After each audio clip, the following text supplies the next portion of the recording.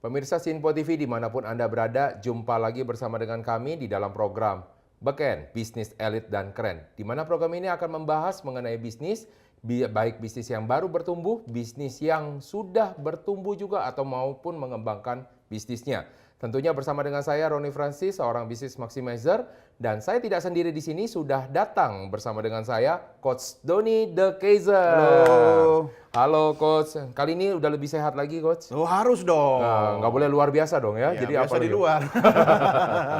Oke, kali ini kita pembahasannya adalah mengenai pesona karakter penjual. Dimana kalau di dalam pesona karakter penjual ini Coach, yang akan nanti kita bahas adalah banyak penjual di luar sana yang bermacam-macam tipenya. Ya. Dari mulai yang karakter penjualnya yang cuma hobinya memuji-muji, ada karakter yang tipenya sangat-sangat ganas Coach ya, yang ingin pokoknya yang penting closing.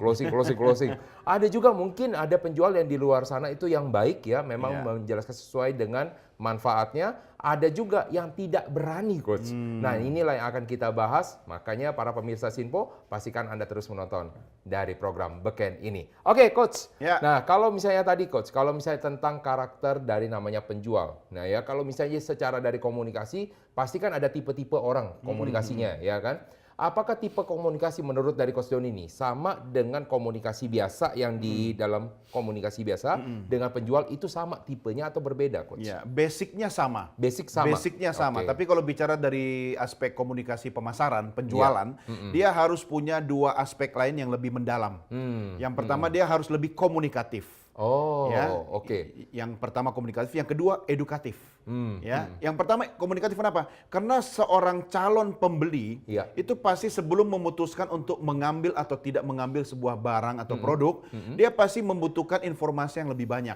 Nah, kalau misalnya Coach Roni seorang penjual, kemudian tidak komunikatif, saya tanyanya sekarang jawabnya 3 abad lagi, ya keburu cek toko sebelah, ya kan? Jadi dia harus memiliki kemampuan komunikasi yang baik. Ini sudah basic skills yang wajib dimiliki. Iya. Ya Jadi kan? kalau misalnya komunikatif itu apakah terkait dengan namanya responsif? Oh iya, responsif. Nah, bicara tentang krisis ya dalam marketing, itu kan ada reaktif dan responsif. Betul. Dia nggak boleh reaktif. Artinya dia harus panjang sabar, panjang akal, ya kan? Dan juga panjang ilmunya. Kenapa? Kalau dia reaktif, dia tidak bisa menjawab dan memberikan solusi, tapi hanya respon marah saja atau penolakan, ya, denial gitu. Tapi kalau dia responsif, dia tahu kapan menjawab dengan tepat. Contoh ketika ada seorang pelanggan yang datang ke Coach Roni dan dia marah-marah. Komplain, ya kita tidak boleh reaktif. Responsif kita sifatnya adalah kita mendengar, menyimak, memperhatikan dan mengajak dia, kita isolir dia. Oh, oke. Bukan istilahnya yang kita pakai seperti di jalan ya, Coach. Ketika ada orang yang marah, kita harus marah duluan gitu, Coach. Bukan ya? Galakan kita ya. Ya itu namanya hukum jalanan. Oh, oke. Dalam hukum marketing ya komunikasi pemasaran tentu berbeda. Makanya kita isolir dia. Kenapa? Orang kalau marah-marah kemudian mendapatkan dukungan publik, dukungan dari orang lain pasti tambah marahnya. Oh iya, betul. Seneng kan? Betul. Apalagi Seneng. suaranya makin keras gitu kan. Dapat perhatian Dapat kayaknya perhatian. ya. Nah, kuncinya apa sih? Minta perhatian. Jadi agar dia tidak cari perhatian dari pelanggan lain yang ada di tempat itu, kita yang harus memberikan perhatian penuh kepadanya. Oh, oke. Ya, itu isolir dia, artinya apa? Kita memitigasi, kemudian taruh di sebuah tempat yang nyaman, biar dia bisa nyaman dan menurunkan tensi emosinya. Oke, itu yang responsif itu ya tadi Coach ya. Makanya perlu kemampuan komunikasi yang baik. Yang kedua, edukatif. Tidak harus dia menjadi menteri pendidikan ya. Jadi guru atau mungkin coach itu enggak harus. Iya, yang namanya guru itu kan adalah orang yang digugu dan ditiru. Oh, oke. Satu, ketika dia menjual produk, pastikan dia adalah pengguna setiap produk itu. Wah. Iya dong. Iya. Harus itu Coach. Iya, dia dia harus gunain menjual produk fashion. Dia harus pakai fashion produk dari pabriknya. Iya dong. Tapi kalau misalnya gini Coach, ada orang yang bekerja di dalam satu perusahaan fashion, kan ternyata di dalam sana itu ternyata barangnya mahal-mahal semua Coach. Ya kan nggak mungkin nih si karyawan harus pakai. Iya, tapi biasanya kan di endorse sama perusahaannya. Ada paling tidak seragam yang diproduk secara massal oleh pabrik itu sendiri gitu kan. Jadi memang customized tapi juga eksklusif gitu kan. Kenapa dia harus edukatif? Dia harus mampu mengedukasi orang lain tentang produk itu. Tidak ada produk yang mahal. Selama dia memahami product knowledge dan mampu mengedukasi calon pelanggan dengan baik, tidak ada produk yang mahal. Mungkin dia menjual di tempat yang salah saja. Iya kan? Jadi namanya mahal atau murah. Makanya saya nggak setuju coach orang bilang saya sampai banting harga biar harga murah biar dapat pembeli. Oh jangan. Ya kan itu tandanya Anda tidak mampu mengedukasi pembeli atau pelanggan Anda dengan baik. Nah, kalau misalnya soal tentang banting harga ini coach, ternyata sudah banting tulang, banting harga pula, ya kan? Ternyata coach, saya kan dulu berpikir begini coach, bahwa orang-orang yang melakukan banting harga ini adalah orang-orang yang biasanya adanya di pasar. Ya kan? Oh di sebelah sana tokonya jual berapa, saya kurangin aja sedikit ya. Oh ternyata mereka ini adalah orang-orang yang berpendidikannya mungkin kurang. Tapi ternyata coach, setelah saya menjadi di bank coach ya, saya baru tahu ini pun juga dilakukan oleh perusahaan-perusahaan yang kelasnya menengah. Saya belum bilang kelas besar nih. Jadi yang lucunya begini coach, yang mereka bilang, kenapa kita melakukan namanya banting harga? Kita akan adu siapa yang lebih tahan. Siapa yang mati duluan baru kita bisa pegang. Ya, kan hukum alam, hukum apa itu namanya? Hukum rimba. Hukum rimba. Jadi yang berlaku. Cuma ini yang saya heran coach ya. Walaupun ini perusahaan-perusahaan menengah, mereka itu bukannya tidak teredukasi soal namanya marketing, soal namanya penjualan, tapi masih melakukan dengan cara teknik yang seperti itu coach. Ya, kalau menurut saya itu tidak salah. Tetapi itu menunjukkan kekurang kreativitasan perusahaan tersebut. Kenapa? Kalau di pasar, kenapa berani banting harga? Karena produknya banyak yang sama. Kenapa banyak yang sama dan banting harga? Karena dua hal. Satu, tidak mampu membuat diferensiasi. Bahasanya dalam nih ya. Biar kelihatan pinter. Tidak mampu membuat faktor pembeda. Sama-sama cangkir. Tapi kenapa cangkir saya bertahan dengan harga 5 juta? Sementara Coach Roni banting harga sampai 50.000 per lusin. Oh, jauh sekali. Kenapa? Saya bangun cerita. Ini pernah digunakan oleh tokoh Queen Elizabeth. Queen Elizabeth Hospital di Singapura, ya kan? Nah, yang membuat dia mahal karena saya membangun cerita. Itu faktor pembeda. Ya kan? Yang kedua, ketidakmampuan produsen menciptakan uniqueness. Coach Roni pasti ingat dong, ada orang jualan anak ayam. Anak ayam itu apa ya? Ayam kecil itu apa ya? Pitik cilik itulah, saya lupa namanya. Anak ayam, tapi dengan warna-warni yang berbeda-beda. Kan disemprot, dia dikasih warna. Kenapa? Ya ayamnya ya. Karena jual anak ayam mah biasa, banyak. Tapi kenapa dia berani dia membuat uniqueness? Ya kan? Nah, jadi akhirnya orang datang ke situ bukan cuma karena lihat anak ayamnya, tapi kok warna-warninya lucu gitu, kuning, ungu, hijau gitu kan? Dan dia berani memasang harga lebih mahal dibanding kompetitornya. Akhirnya apa? Dia nggak punya kompetitor. Dia menciptakan pasarnya sendiri. Ya, memang kata Seth Godin juga bahwa ini salah satu kenal juga ya? Kenal pakar pemasaran katanya bahwa orang ini sekarang bukan membeli produk lagi, tapi membeli cerita. Membeli cerita. Jadi itu yang dibangun oleh negeri jiran kita, yaitu Singapura. Singapura, ya. Kalau dari aset, dari apa yang dimiliki Indonesia itu lebih banyak. Tapi kenapa orang nyari kebun binatang di Singapura, nyari nonton balapan racing itu sampai midnight racing di Singapura. Orang lihat air mancur yang KW di Singapura. Karena kemampuan mereka membangun cerita. Nah tapi ada juga yang saya mau bahas di sini, seorang penjual yang cuma punya kemampuannya ini, bagaimana dia memikat hati lawannya dengan menggunakan bujuk dan rayu. Bujuk rayu. Bujuk dan rayu. Gimana dia melakukan sesuatu yang bermulut manis sehingga orang suka. Misalkan contoh Coach Doni kok ganteng sekali. Itu bujuk rayu. Bujuk rayu. Dan itu dua hal yang berbeda ya, bujuk dan rayu, benar ya? Kayaknya kita harus tahu dulu tuh artinya apa dari bujuk dan rayu. Kita tanya kepada Kamus Besar Bahasa Indonesia. Dari yang pertama dulu, bujuk. Bujuk ternyata adalah usahanya coach. Usaha untuk meyakinkan seseorang dengan kata-kata manis dan sebagainya yang dikatakan dengan benar. Setahu saya bujuk itu kalau orang habis berantem kemudian bujuk. Itu rujuk. Ya kan. Yang kedua gabus. Mungkin di sini saya tidak tahu ya soal gabus. Nah, Iya, tapi iya. kalau misalnya usaha untuk meyakini seseorang dengan kata-kata manis, orang mungkin Gabus tahu. itu styrofoam. Oh. Kata lainnya gabus itu bujuk. Oh, oke. Itu saya juga baru tahu itu ya. Ya. Nah, itu Makanya pentingnya saya kita kasih tahu. belajar. Nah, yang terakhir, rayunya ini, Coach. Rayu. Mempunyai perasaan iba katanya ya. Pilu hati dan rawan hati, merasa pilu terharu, hiburan atau bujukan. Balik lagi ke bujukan ya. Ya, Jadi makanya sesuatu bujuk temannya rayu ya. Iya, jadi kalau kita bicara prosesnya, itu kita berbicara bujuknya. Tapi rayunya adalah emosinya. Emosinya. Nah, kalau misalnya orang-orang cuma dengan kemampuan seperti ini, Coach ya. Kalau misalnya tadi kan Coach Doni bilang ada komunikatif, ada edukatif. Tapi kalau orang bujuk rayu, dia termasuk ada komunikatif dan juga ini nggak, Coach? Edukatif juga nggak kalau bujuk rayu? Ya kan itu basic skillnya. Oke. Ya kan, tapi karena dia memiliki kemampuan rayu, dia pakai aspek emosi. Oh. Ya, karena aspek emosi itu kalau tidak dikomunikasikan dengan baik bisa miskomunikasi kan. Ya kan, contoh walaupun dia tidak berkata-kata tapi dengan menampilkan mimik atau ekspresi wajah iba, ya kan.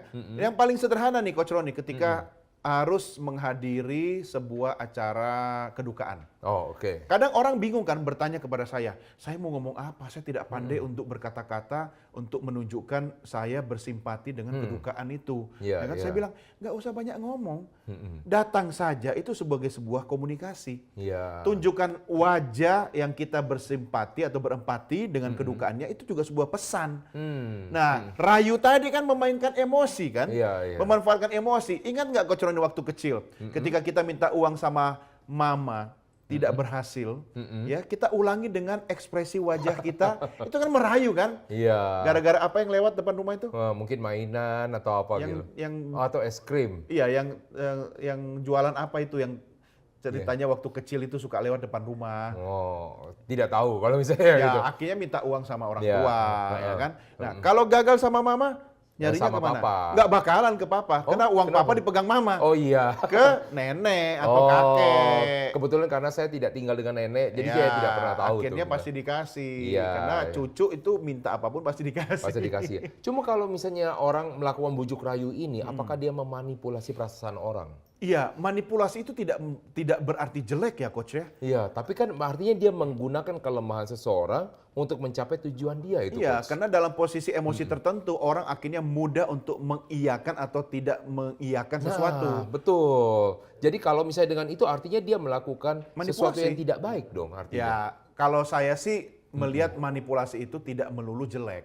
Ya, ketika saya memainkan emosi untuk Ya. kemudian mengajak Coach Roni melakukan sesuatu yang baik, itu kan manipulasi yang baik sebenarnya. Oh, oke. Ya kan, kecuali kalau dia lakukan hanya untuk kepentingan dia saja, hanya untuk target penjualannya tercapai, tanpa mementingkan atau mempedulikan bagaimana pelanggan itu setelah dia membeli produk yang ternyata tidak kepake, tidak berfungsi, nah itu manipulasi negatif.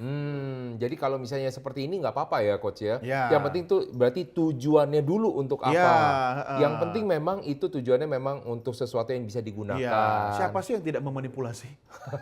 Nah itu sebentar saya pikir-pikir dulu ya. Rata-rata sih pasti ya, Iya, Coach ya. tapi ini tetap catatan ya. Iya, iya. Harus kita underline, kita Iya. garis bawahi. Artinya Coach Roni juga tugasnya harus mencari kata lain yang manipulasi tapi artinya positif.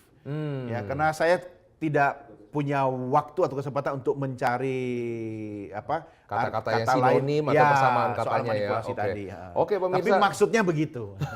Sambil kita pikirkan apa persamaan katanya, Anda jangan kemana-mana. Kita tetap masih ada di dalam program Beken, Bisnis Elit dan Keren.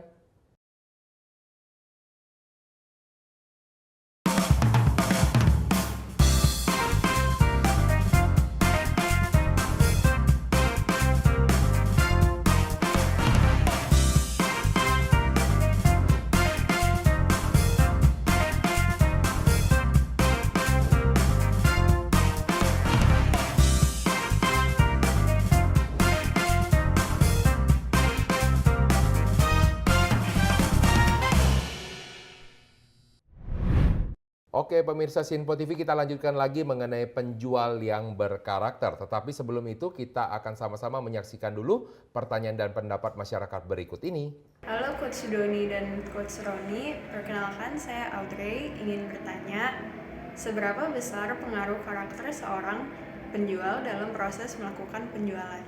Halo Coach Roni dan Doni, aku Mesya, izin bertanya, bagaimana membedakan penjual yang manipulatif dengan penjual yang jujur? Terima kasih. Halo Coach Roni dan Coach Doni, perkenalkan nama saya Farid. Saya ingin bertanya, apakah bermulut manis dalam menjual itu adalah cara yang salah? Oke Coach, ini ada banyak Coach yang kayaknya butuh yang dijawab nih ya, butuh Ya. sharing-sharing dari kita nih. Nah, yang pertama dulu nih yang kita akan bahas nih, seberapa besar pengaruh karakter seorang penjual dalam proses melakukan penjualan? Ya. Jadi kalau misalnya saya sebagai seorang penjual nih Coach, karakter saya tuh harus yang dibentuk kayak gimana, ataukah saya harus sekolah karakter, ataukah saya harus mempunyai topeng karakter, atau kayak gimana nih Coach? Iya, ini menarik ya soal topeng karakter. Tapi Iya. nanti Coach Roni akan Iya. menjawabnya ya. Yang pertama kita harus pahami dulu karakter itu apa. Karena karakter itu bisa dimakan Coach. Oh, itu karat atau apa? Oh, Karakter luar kan? kau karakter lor. Kok saya lagi nyambungnya beda ya, jauh ya? Ya, artinya bisa dimakan Oke. ketika karakternya negatif, Iya. dia malah makan pelanggannya. Oh, Ya. ini dia. Ya, makan pelanggan itu artinya hanya untuk mementingkan kebutuhan perutnya dia saja, omsetnya Iya. dia saja. Karena memang kan mereka ditarget, Coach. Ya, Iya. makanya ada beberapa, menurut saya penting sekali karakter seorang penjual itu adalah karakter positif. Kenapa? Karena dia kan jualan tidak hanya untuk saat itu saja, bukan soal hit and run ya. Iya, iya, Nah, kalau iya. saya pribadi, ini Iya. lebih penting kita memiliki karakter yang bisa membuat pelanggan itu percaya sama kita dalam jangka panjang. Bahkan bisa diwariskan. Diwariskan, Coach. Iya, ketika saya sudah percaya, contoh nih, saya memiliki sebuah toko langganan orang tua saya yang turun-temurun kemudian ketika saya kecil sering diajak oleh papa saya ke toko Yes. itu, yang kemudian karena faktor trust tadi di-maintain oleh penjualnya Ya. dan kemudian dibeli oleh pelanggannya, dalam hal ini orang tua saya meneruskan menjadi pelanggan di toko itu.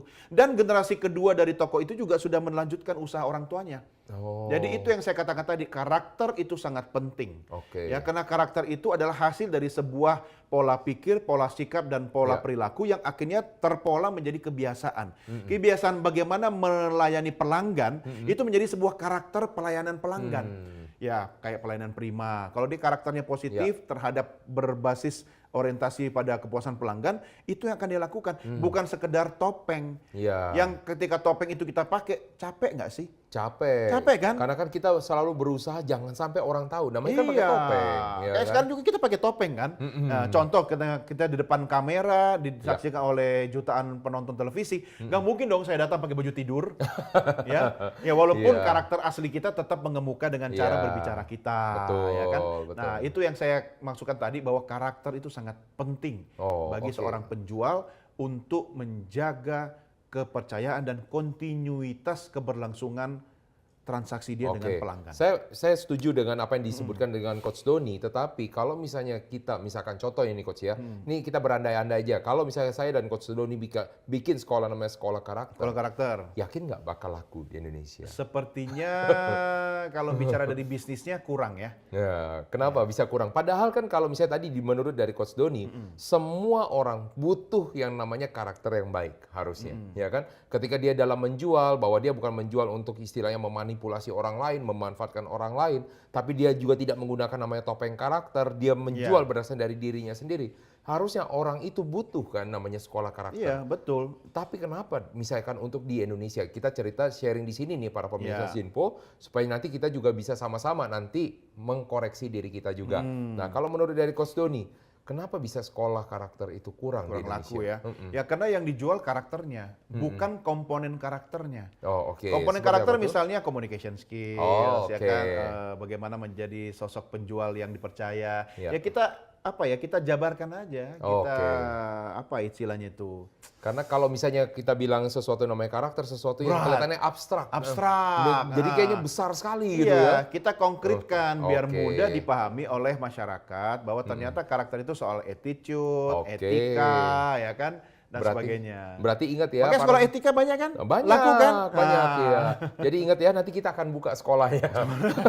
Yang kedua nih Coach, ditanya nih Coach, bagaimana membedakan penjual yang manipulatif dan penjual yang jujur? Jadi kalau misalnya Coach Doni ngelihat orang-orang di luar sana yang menjadi seorang penjual, dari mana kira-kira Coach Doni tahu dia lagi manipulasi atau dia yang betul-betul ingin tulus jualan dengan Coach Ini Doni? nanti ke bagiannya Coach Roni nih, karena NLP. Tapi dari aspek komunikasi, Dilihatnya sebenarnya bagaimana? mudah. Karena kalau tulus itu kan dia selalu mengatakan hati-hati di jalan. Itu nyanyiannya. Oh iya. Kalau orang yang dari awal gaya komunikasinya itu sangat intimidatif, kemudian overconfidence, waspadalah. Ya, apalagi menjanjikan sesuatu dengan kata-kata yakin 100%, dijamin. Nah, itu malah saya harus memasang istilahnya benteng yang lebih tebal dan lebih waspada lagi. Itu yang bisa terlihat, terdengar, dan bisa kita rasakan. Dan yang kedua soal ketulusan tadi, kata-kata seseorang itu bisa kita rasakan kok. Karena kata-kata itu kan memancarkan energi. Ada nggak kata-kata khusus misalkan, kalau dia mengeluarkan kata-kata ini pasti orangnya tulus? Iya, kalau dia lebih banyak bicara tentang saya, aku, ya kan, gue, I gitu kan, nah dia tidak tulus. Ya. Eike juga termasuk. Kalau lebih banyak menyebutkan bahasa kepada pelanggan atau customer dan menyapa dengan nama pelanggannya. Nah, saya percaya ketulusan itu ada di situ.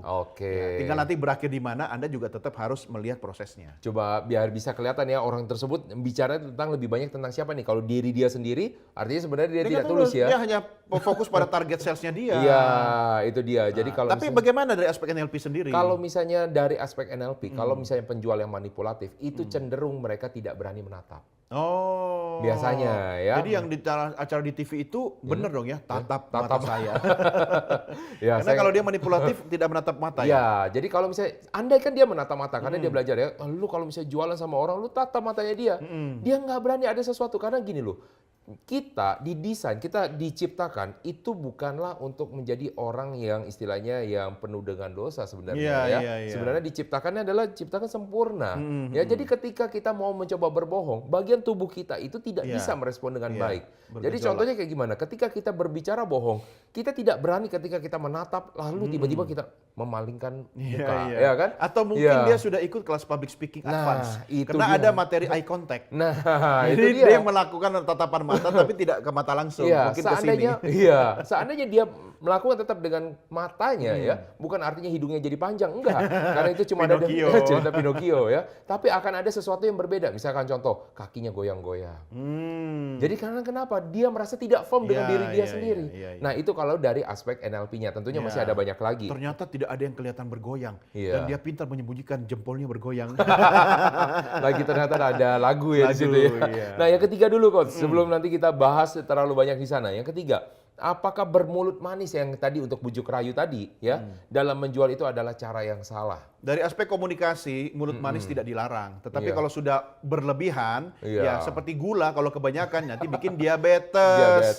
Ada batasnya. Iya, jangan sampai kalau Anda muji sama orang, ibu cantik sekali, sampai dia bilang, oke, yang pertama suka, yang kedua kali mungkin kamu berlebihan, yang ketiga kali fitnah kamu. Iya, jangan lebay lah. Memuji misalnya pada paparas, ya kan, sesuatu yang menyangkut fisik, boleh-boleh saja. Tapi ya sesuaikan. Sesuaikan aja ya. Jadi kalau komunikasi karakter itu ada caranya sebenarnya. Ada, dan bisa dipelajari. Kayak gimana tuh? Nah, saya akan masukkan dalam tips ya. Bukan tips ya, ini strategi ya. Strategi komunikasi berkarakter. Kenapa? Karena karakter itu adalah sesuatu yang dilihat orang dan bisa dirasakan. Bisa dilihat. Bisa, dan itu hasil dari perlakuan atau aktivitas yang berkelanjutan. Jadi tidak bisa karakter itu dalam satu malam. Ya kan? Makanya untuk menjadi orang yang memiliki karakter yang positif, dia harus melakukan itu secara terus-menerus. Yang pertama, good listener. Menjadi pendengar yang baik itu sulit loh, Coach. Penjual itu bukannya harusnya banyak ngomong kan, Nah, Coach? inilah kesalahannya. Itu dia. Karena sebelum dia ngomong, dia harus banyak mendengar. Kenapa dia harus menjadi pendengar yang baik? Karena dia harus melakukan pemetaan terhadap kebutuhan pelanggan. Bagaimana dia mau melakukan pemetaan kalau tidak mendapatkan data? Bagaimana dia mau mencatat sesuatu yang dibutuhkan oleh pelanggan kalau tidak dapat informasi? Katanya udah diajarin di ini, Coach, di dalam pelatihan di dalam perusahaan. Itu pelatihan di Gunung Kawi mungkin itu. Di gunung. Pelatihannya katanya kebutuhannya sudah pasti ini katanya. Enggak. Tidak ada yang pasti karena setiap pelanggan itu unik dan berbeda. Makanya modal dasar kepastian tadi itu tetap kita konfirmasi lagi kepada pelanggan. Harus ada pertanyaannya. Tetap bagaimana menjadi pendengar yang baik, kita lemparkan pertanyaan. Dari situlah kita dapat data. Itu yang pertama, be a good listener. Yang kedua, trustable. Wah, ini karakter yang sangat disukai oleh pelanggan. Wah, kayaknya butuh waktu lama, Coach. Betul. Kalau trustable, membangun karakter orang yang bisa dipercaya hanya bisa itu melalui berbagai kasus. No. Contoh, ketika misalnya ada pelanggan bercerita sesuatu yang personal kepada kita dan dia bilang, jangan ngomong siapa-siapa ya. Dan kita jaga kepercayaan itu, maka itu adalah ujian bagi seorang penjual. Ya kan? Jangan rahasia itu kemudian kita sebarkan kemana-mana, apalagi lewat media sosial. Jangan bilang siapa-siapa ya. Jangan bilang siapa-siapa ya, tapi yang mendengarkan ratusan orang gitu kan. Jangan. Dan itu adalah karakter yang positif. Tapi saya sering terjebak di media sosial begini, ini rahasia katanya. Rahasia? Ternyata dalamnya tidak ada rahasia. Oh iya, itu clickbait ya. Iya. Itu salah satu strategi bikin orang penasaran dan ada yang menulis begini, nanti jangan di skip ya, tunggu sampai akhir ya kan. Sampai akhir nggak ada apa-apa juga. Nah, jadi yang kedua adalah trustable. Ya kan, jadi orang yang dipercaya itu adalah karakter yang sangat disukai oleh pelanggan. Yang terakhir atau yang ketiga adalah orangnya solutif. Tahu solutif kan, kalau ada yang bocor atau ada yang sobek itu kita. Jadi dia cepat ya. Dia berorientasi pada solusi. Ketika kita ada masalah tentang produk tertentu, dia bisa memberikan solusi atau opsi-opsi penyelesaian masalah. Yang kedua, walaupun solusinya bukan produk tersebut, tetapi dia bisa mencarikan solusi orang lain. Contoh, orang datang kepada saya dan saya tidak memiliki produk yang menjadi solusi. Tapi tenang. Ya, saya punya orang yang bisa membantu Anda. Nanti ketemu sama Coach Roni, dia bisa membantu masalah Anda. Nah, itu solutif. Itu dia. Nah, itu solusi untuk program kita kali ini. Di dalam segmen ini kita sudahi dulu, Coach. Karena kita harus tahan di dalam segmen berikutnya. Maka terus pastikan Anda bersama dengan kami, tetap di dalam program Beken, Bisnis Elit dan Keren.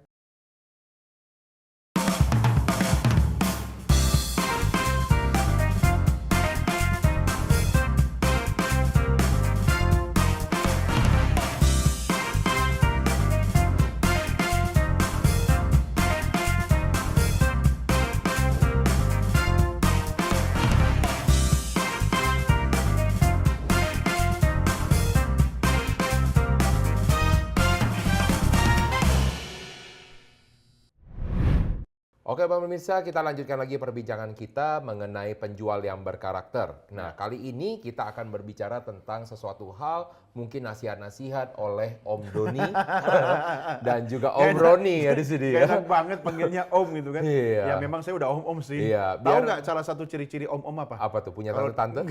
Oh, bukan. Kalau di foto pasti begini. Oh iya.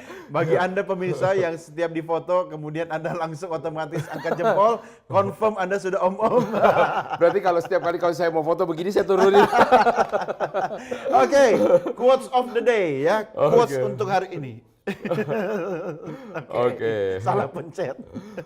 Jadi quotes hari ini pemirsa dari saya adalah sedikit bicara dan mendengar lebih banyak adalah karakter komunikasi yang punya nilai jual tinggi. Oh, sedikit berbicara malah ya. Bukan sebenarnya kalau namanya orang komunikasi harus banyak komunikasi. Komunikasi itu tidak bisa diartikan bicara melulu, bro. Oh, gitu. Ya kan? Karena berarti komunikasi itu speakerpreneur pun juga bukan harus speak terus ya. Tidak. Apalagi kalau sudah di rumah. Seorang speakerpreneur itu harus jadi listenerpreneur. Gimana nih Coach? Yang katanya sedikit berbicara, harusnya sedikit kayak gimana sih? Contoh misalkan ya, ketika misalkan di dalam 1 jam dikasih waktu nih, oke, kamu boleh jualan produk kamu ya. Saya cuma punya waktu 1 jam ya, silakan Anda mulai bicara. Dia langsung di setel timernya di situ. Saya kan tidak harus bicara dengan kata-kata. Saya bicara dengan product knowledge, saya bicara dengan istilahnya testimoni customer, saya bicara dengan memperagakan barang yang saya gunakan. Justru dengan mendengar saya lebih banyak itu, saya lebih bisa memahami kebutuhan pelanggan saya apa. Ya kan, jadi menjadi pendengar yang baik itu, pemirsa, tolong ini jangan salah artikan bahwa komunikasi itu melulu ngomong. Memang salah satu unsur komunikasi itu bicara. Ya kan, tetapi tidak semuanya bicara. Kalau semua bicara nggak ada yang dengar, ya nggak ada komunikasi. Bahkan pernah sampai sekarang nih Coach ya, saya masih dibilang di beberapa perusahaan properti atau di mana ya bilang, kalau kamu mau cari namanya penjual, cari yang ada ini, orang yang mesti cerewet katanya Coach. Iya, tetapi saatnya tepat. Artinya berbicara di saat yang tepat, yaitu di saat dia harus berbicara, bukan di saat dia mau bicara. Karena contohnya industri bisnis properti. Justru lebih banyak kita dengar kebutuhan pelanggan. Karena rumah itu kan beda-beda tiap orang ya Coach ya. Betul. Ya, ada yang pengen rumah mungil, pengen rumah besar, ya ada yang pengen halamannya gede, garasinya gede gitu kan. Ya, bagaimana kita menawarkan sebuah produk properti kepada si A kalau kita tidak tahu yang dia suka seperti apa? Ya, kita dengar dulu dong. Iya, bisa jadi karena kita dengar kita tahu siapa yang pengambil keputusan. Yes. Ya, karena bisa jadi si omnya ini yang Bukan tadi pengambil keputusan, iya, tapi dia tantenya. Iya, betul sekali. Nah, berarti coach kalau saya simpulkan dari yang udah langsung simpulan Iya, nih ya. iya. Dari yang di quotes-nya dari coach Doni, berarti orang itu bukan kemampuan komunikasi bahwa dia bicara dong coach. Dia tanya dulu dong. Ya, komunikasi tidak boleh hanya diartikan dengan berbicara. Oke. Ya, berbicara salah satu aspek komunikasi, tetapi mendengar juga bagian dari aspek komunikasi. Sehingga mendengar dan berbicara harus digunakan di saat yang tepat, tetapi mendengar lebih banyak itu adalah memiliki nilai jual yang lebih tinggi dibanding sekedar berbicara. Saya ingat kata-kata Dalai Lama, ya. Kalau kita berbicara, sebenarnya kita hanya mengulang-ulang apa yang kita sudah tahu. Oh begitu. Ya, tapi kalau kita mendengar, sebenarnya kita mendapatkan banyak hal baru. Woi, keren banget. Tetapi, Super sekali. coach, kalau misalnya orang bilang harus banyak mendengar, kan nggak mungkin dia dengerin, pasti harus dia pancing kan, coach? Oh iya.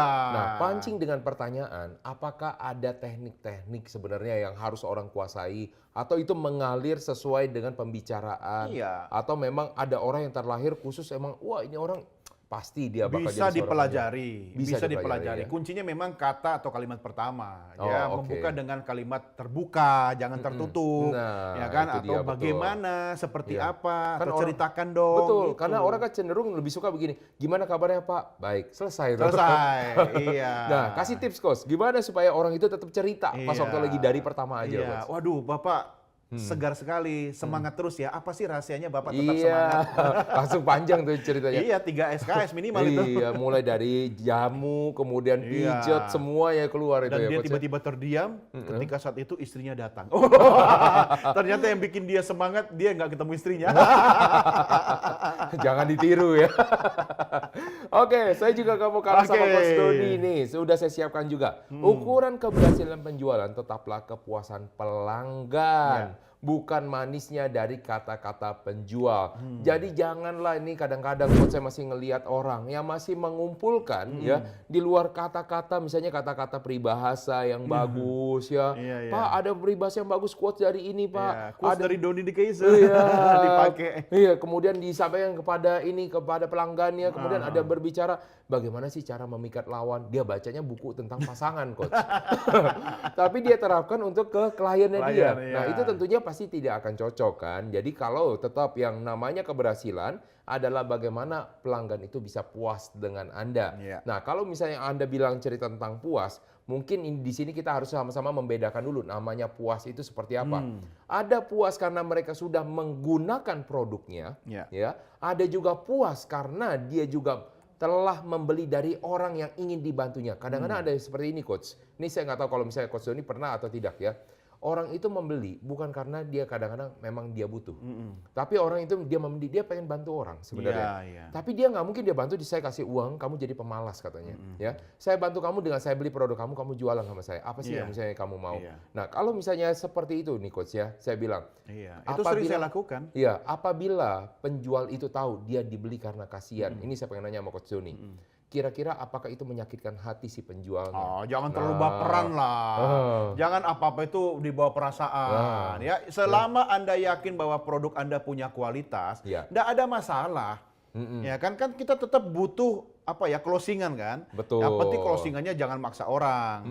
Ya, kalau itu orang membeli itu pasti kenal sama Anda kan. Betul, pasti. Kalau dia misalnya pasti. dalam petik kasihan gitu Iya. kan, pasti dia kenal dong. Iya, apalagi dengan embel-embel gini. Ya udahlah karena kamu yang nawarin ke saya mah kasihan sama kamu udah capek-capek datang sini saya belilah. Ya, itu sama gimana, kayak Coach? kita waktu ujian dulu dapat nilai Ongkos menulis. Sama nih kayaknya generasi. Ya, setiap usaha harus dihargai. Iya, Dan iya. setiap harga itu adalah bentuk orang mengapresiasi apa yang kita lakukan. Iya. Jadi bagaimana Anda menentukan harga Anda juga harus mengapresiasi produk Anda sendiri. Iya. Dan menurut saya nggak ada salahnya. Dan jangan terlalu baper lah soal begitu. Oh, ya oke, kan? iya. Yang penting Anda perluas target pasar Anda. Jadi jangan hanya orang-orang itu lagi yang dalam tanda petik hanya karena kasihan. Nah, itu dia. Kalau si pembelinya ini mungkin ada cara-cara yang lebih bagus, jadi tidak perlu dia ngomong karena kasihan, Coach. Kan kadang-kadang orang keceplosan, Coach, ngomongnya kan, aduh kasihan, kamu udah Iya, capek-capek ya. iya. Saya pernah sih, Coach, waktu itu dikasihani seperti itu juga ketika dulu saya jualan produk MLM. Tapi ini waktu saya lagi kuliah waktu itu Iya, ya. iya. Jadi ketika Zaman waktu lagi kuliah sudah jualan ya. sudah ya bisa Semua ketahuan udah ya. pernah dijual ya, semua Sudah. produk ya. Jadi saya demo sabun waktu itu. Saya tahu itu produk apa. Iya. Saya tahu brand apa. Tidak perlu disebutkan ya. Karena saya juga melakukan.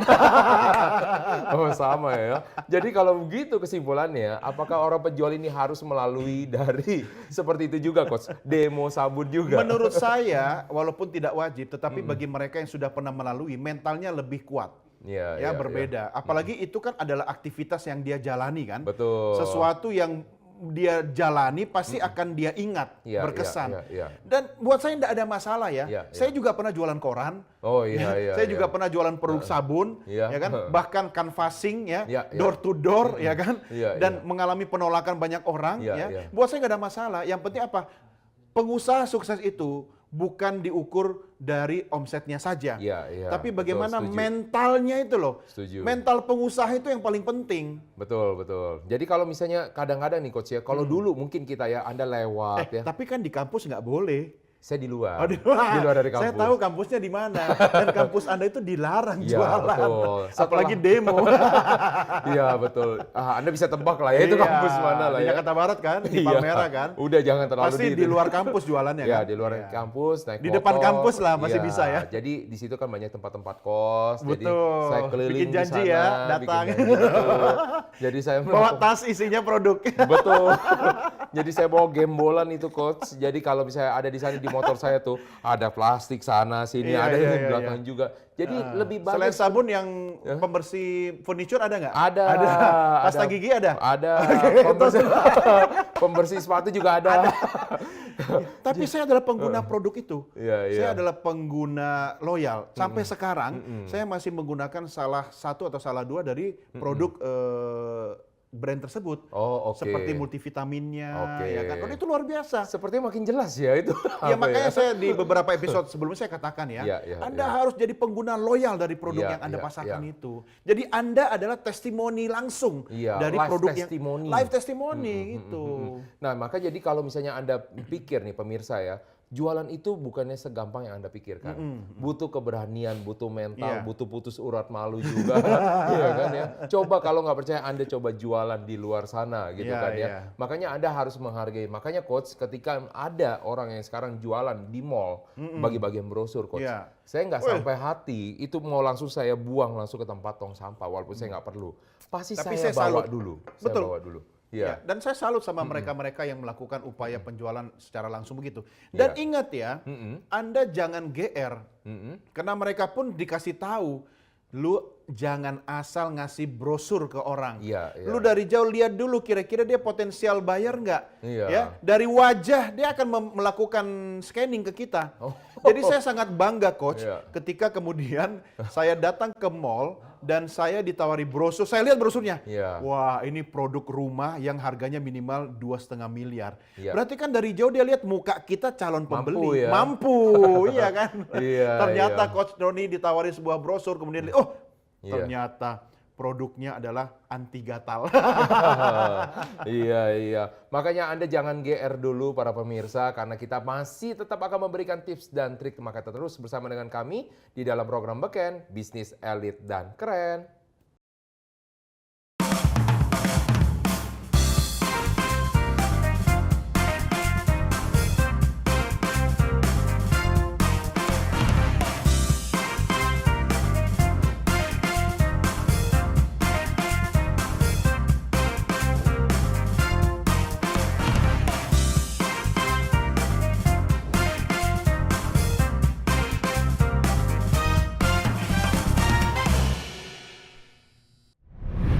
Oke pemirsa, sampailah kita di dalam segmen yang ditunggu-tunggu menurut dari kami. Yaitu adalah Kalau menurut saya semua segmen saya tunggu lah. Oke, segmen tips dan trik yang pastinya Oke. akan dimanfaatkan oleh Anda. Nah, kalau tadi kita sudah mendengarkan nasihat dari Om Doni. Nasihat. Iya.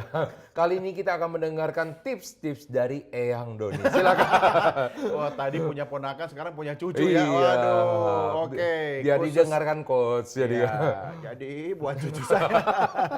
Oke, kali ini saya akan memberikan tips komunikasi khususnya bagi Anda agar menjadi seorang penjual yang idola. Wah, ini penjual cuma idola ada ya? 2 doang aja. Oh iya, Apakah 2? ini berarti resep yang paling spesial artinya nih ya? Ya, kalau spesial berarti pakai telur ya. Ah, iya, Dan betul. kalau pakai telur harganya lebih mahal. Ya, memang tips itu gampang sebenarnya coach, tetapi menjalankan tips itu Ya. butuh 1 keyakinan, Mm-mm. 2 keberanian, Mm-mm. dan 3 konsistensi. Nah, itu yang susah terakhirnya tuh, Coach. Konsistensi, Iya kan? Karena pas waktu lagi dia ketemu namanya masalah, tidak semua orang itu mau tetap jalan, Ya. Coach. Tapi ya. banyak kok yang konsisten. Oh ya? Konsisten pada inkonsistensi. Nggak melakukan ya. Konsisten pada tidak konsisten. Iya, Oke, iya. tips yang pertama adalah kuasai beragam gaya komunikasi. Nah, ini Oke. penting sekali. Basic skills-nya yaitu communication skills itu sudah wajib. Nggak boleh ditawar-tawar lagi. Apapun produk yang Anda jual, yang Anda tawarkan, Anda sebagai penjual harus kudu mesti wajib memiliki keahlian berkomunikasi. Bukan cuma itu, tapi gaya komunikasi tiap orang harus Anda kuasai. Sederhananya coach begini, gaya komunikasi laki-laki dan perempuan berbeda. Gaya komunikasi dari gender berbeda, gaya komunikasi dari generasi. Oh, beda juga. Generasi kolonial, iya.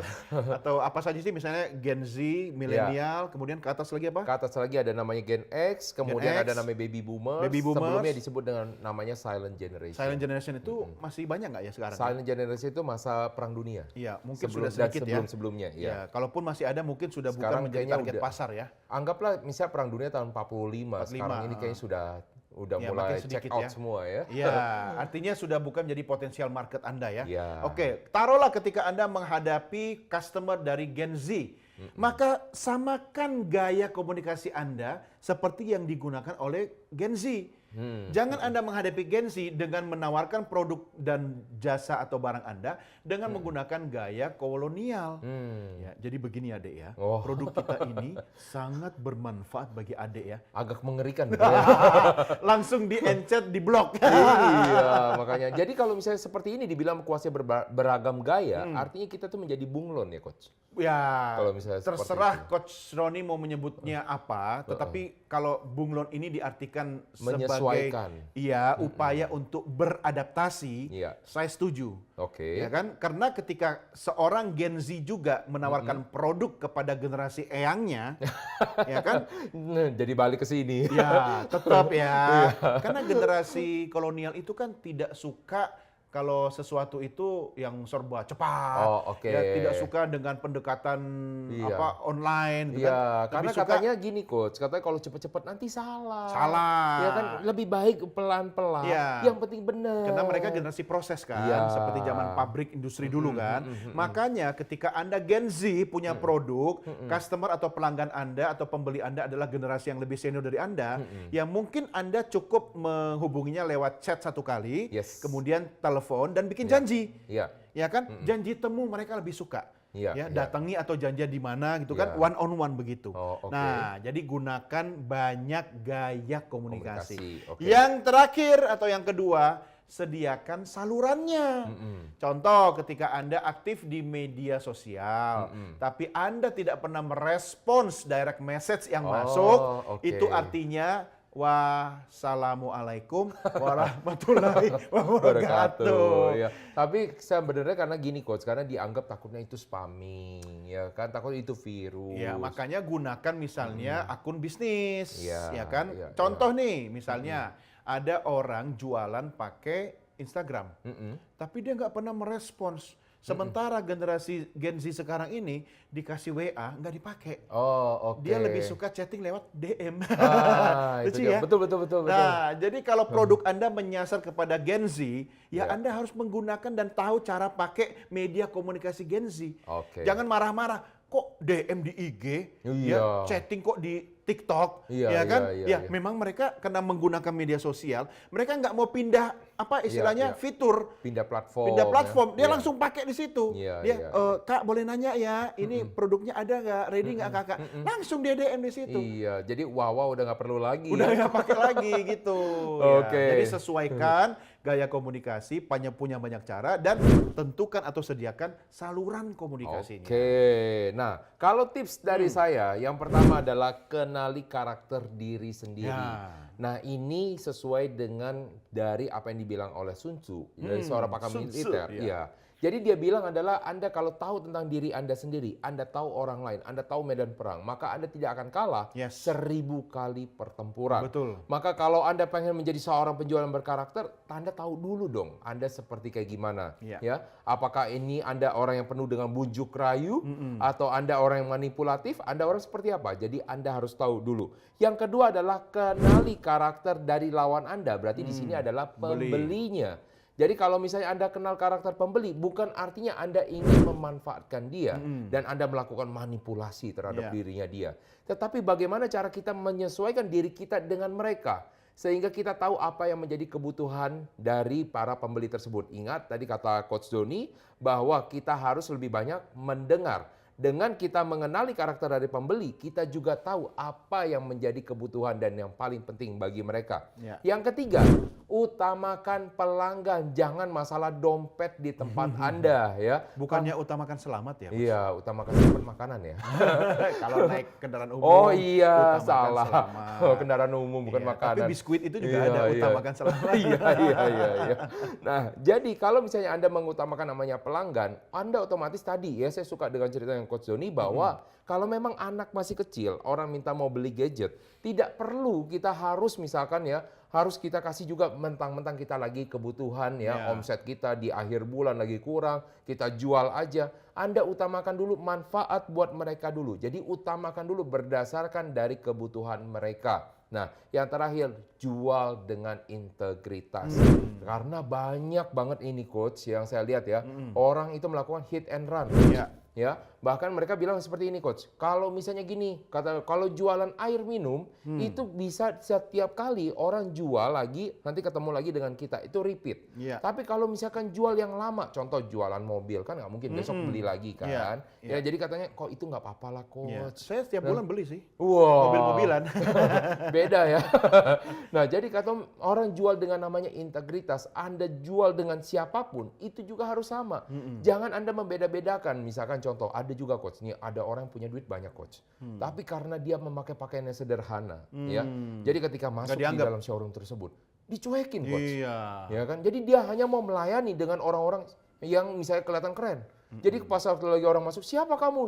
Kalau saya nggak butuh Iya. pelanggan. Saya pernah mengalami seperti itu. Oh, ya? Tapi di sebuah industri hospitality. Oh, oke. Ya kan, saya beberapa kali datang ke tempat yang sama karena acaranya 1 minggu. Ya. Ketika saya datang naik, maaf ya, kendaraan online ya, Grab, waduh, dicuekin. Oh, oke. Waktu datang pakai mobil pribadi yang jenisnya tertentu Iya. gitu, wah dibukain pintu. Iya.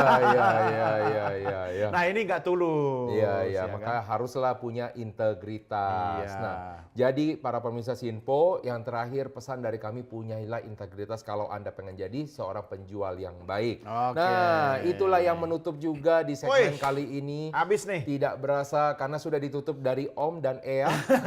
Berarti sudah di atasnya dari Eyang udah susah lagi nih coach ya kan. Iya. Tapi Anda tidak akan pernah ketinggalan tentang tips dan trik kalau Anda terus menyaksikan program di dalam program Beken, Bisnis Elit dan Keren. Terima Ya. kasih juga kepada Thank Coach Doni, you. Coach. Sampai Sudah ketemu. mau menemani ngobrol-ngobrol ya. Siap. Tentunya harus terus ada di sini ya, karena kalau Ya. enggak kehilangan Eyang kita di sini ya. Nah, maka Anda terus menyaksikan program Beken, Bisnis Pasti Elit dan Keren, di mana program ini akan membahas selalu tentang bisnis baik yang baru bertumbuh, yang sudah menjalankan bisnisnya, ataupun yang ingin melebarkan sayapnya. Saya Roni Francis atas nama seluruh kru yang bertugas mengucapkan terima kasih atas perhatian Anda dan sampai jumpa pada episode berikutnya.